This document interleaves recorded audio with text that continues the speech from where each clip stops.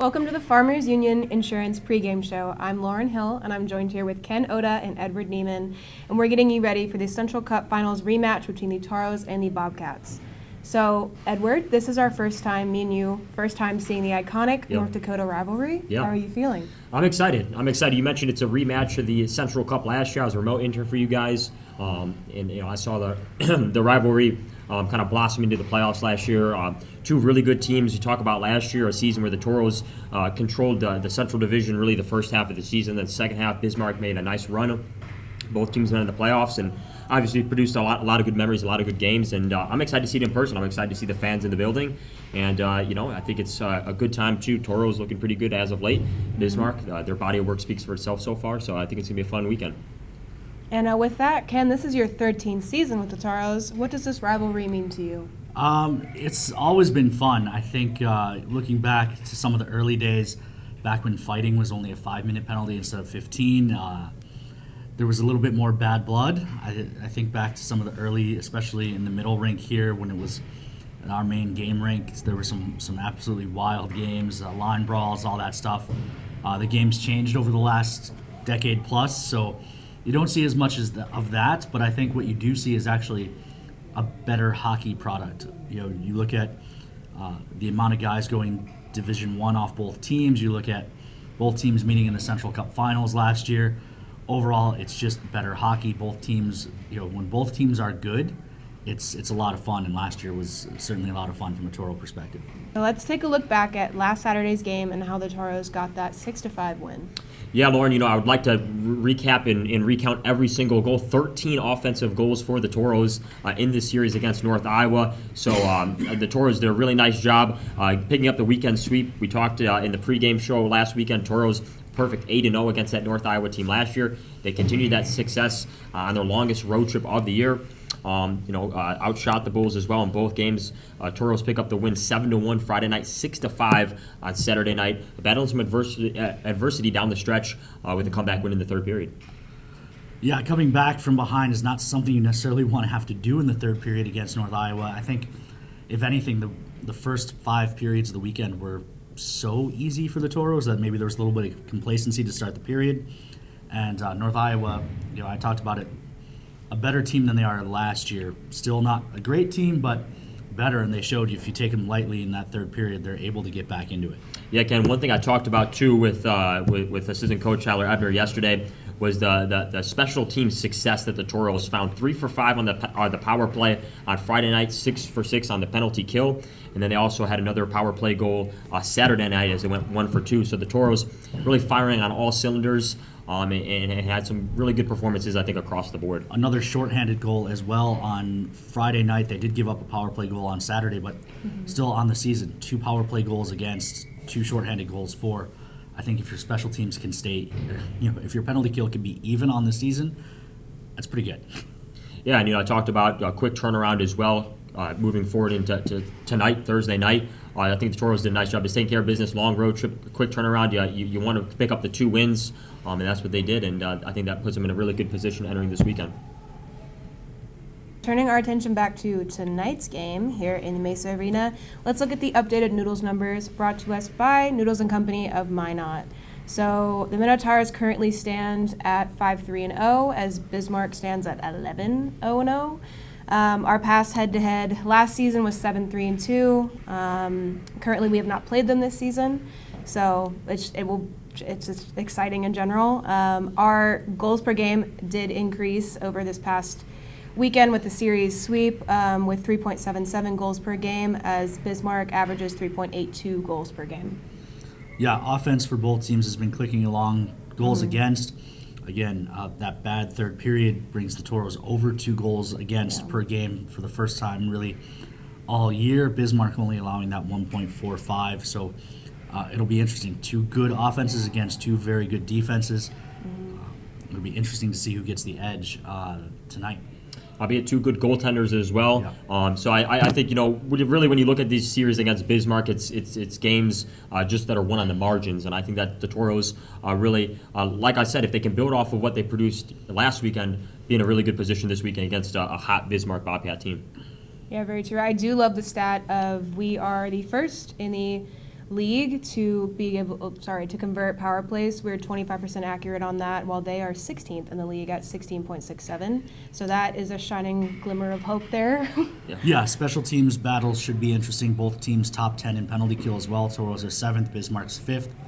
But that 25% on the power play, that's going to keep you in a lot of games, all season long. George's also doing a fairly nice job, I should say, staying out of the box, only 76 penalty minutes. So if you can stay out of the box, don't even give Bismarck that advantage this weekend. That will help things out quite a bit. Yeah, Bobcats in comparison have exactly 100 more penalty minutes than the Toros on the season. They have played a couple extra games, but still, 100 extra penalty minutes. That tells you the Toros, at least early on, are the more disciplined of the two teams. And it's time to look at our Minotauros Booster Club players to watch. So I'm going to throw it to Ken first to start with his choice of the game, which will be Adam Mahler. Yeah, I think Adam Mahler, a good guy to keep an eye on tonight. 2 goals, 4 assists against Bismarck last season in playing 10 of the contests. He's stepping into a larger role, a third-year guy. He knows the rivalry. He knows the style of play that Bismarck looks for. Of course, coaching change in Bismarck, Garrett Roth comes in replacing Lane Sedevy, but Garrett Roth was Lane Sedevy's assistant for a very long time before he went down to Oklahoma. So I think overall, I wouldn't expect too much different from this Bobcats team than what we've seen for the last 15 years under Lane. Yeah, and I know it's an early season matchup. The stakes aren't incredibly high, but I'm going with Chuck Owens, a guy who performed really well in front of this home crowd back in that St. Cloud series. Notched his first goal on the year. Obviously, the celebration that followed, and Lauren, you did an intermission interview with him, a guy just that relishes the moment, and that's something I'm excited to see. It's a Thursday and then a Saturday game. We talk about Saturday will be another big night here at the Mesa Arena. I'm looking for him to take advantage just of the environment, rise to the occasion, and hopefully that'll result in the scoring column. Yeah, usually I don't have a player to watch every single time we do a pregame show, but I do have one today.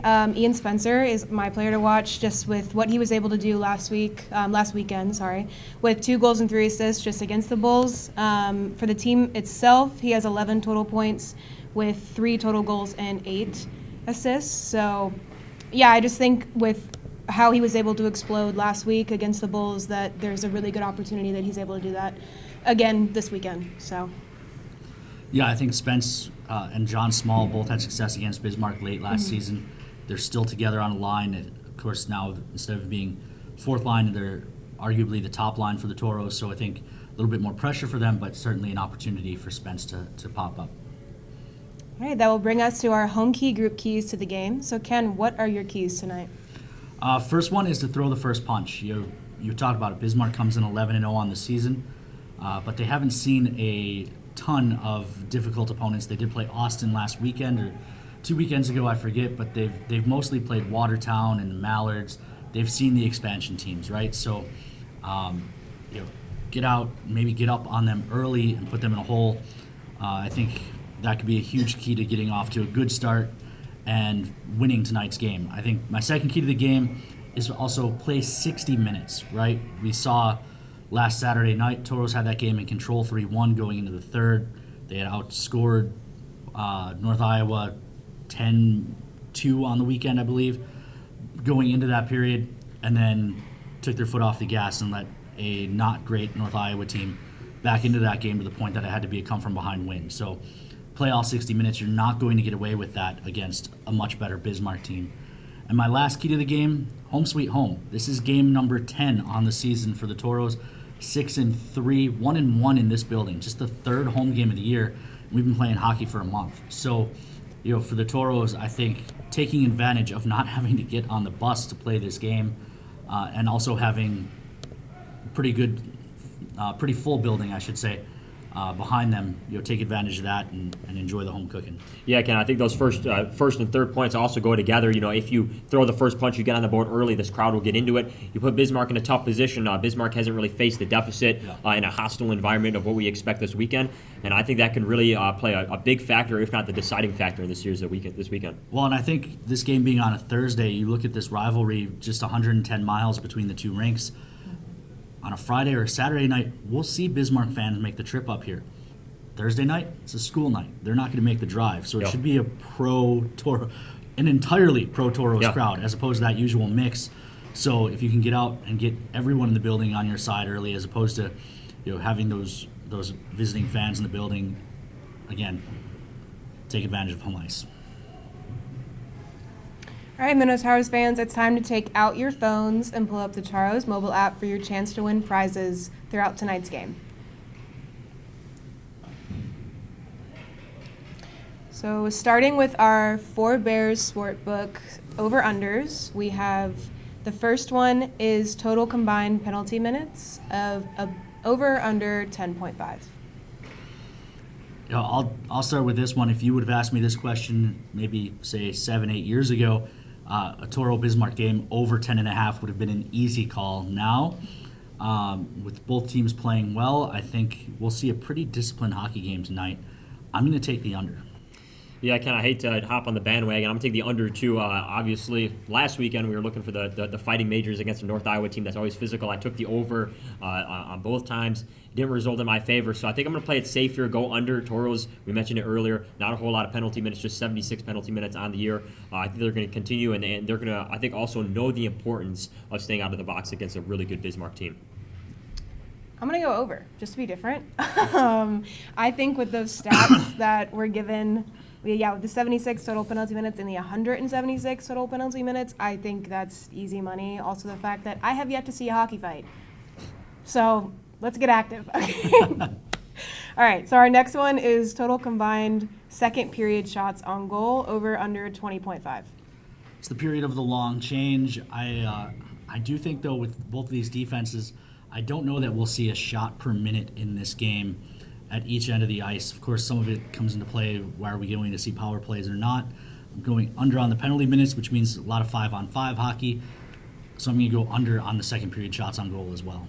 I'll take the over. I think the Toros did a nice job last weekend staying in the offensive zone. That's one thing that we have really seen out of this Toro team pick up over the last couple of games, and I think we'll see a lot of offensive action from the Toros in that second period. And also, Bismarck as well. We're talking about combined shots on goal. Yeah, so both teams, yeah. I wouldn't be surprised that we do hit the over on that one. Yeah, I'm going to go over, literally same reason Edward just said it. I think with the fact that it's combined with both teams, I think that's an easy number to go over. And our last one? Total combined goals scored. I think we've seen two good defensive teams. The number is 5.5. I'm going to take the under on this one as well. I think we see a good defensive game, good goaltending, and maybe a 3-2 final. Yeah, I'm going to go along the same lines. I'm going to take the under.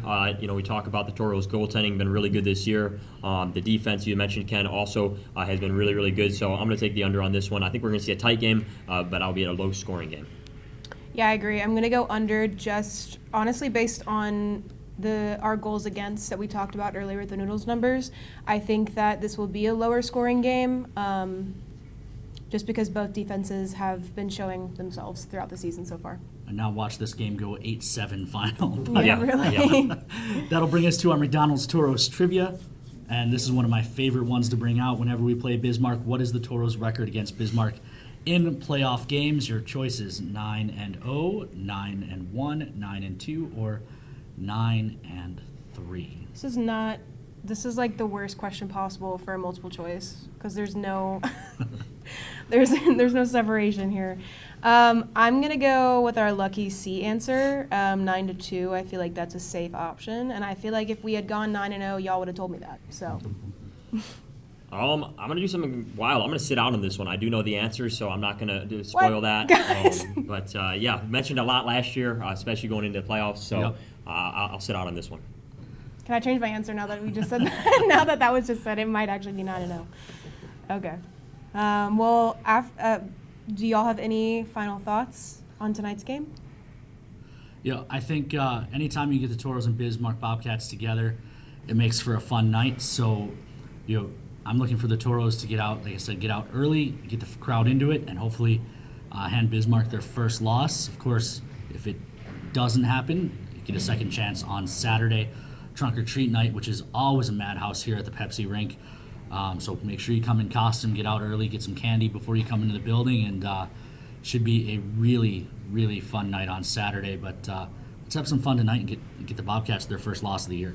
Yeah, Lauren, I'm really excited for this one early in the season. I don't want to call it playoff atmosphere, but you talk about the rematch in the Central Cup last year. Now you got both teams coming to this matchup hot. I mean, the Toros, maybe not be undefeated like Bismarck, but swept against Austin, swept against North Iowa, only dropped one against St. Cloud. So perhaps this is a really good time that both teams are meeting, given how early we are into the season. So I'm excited.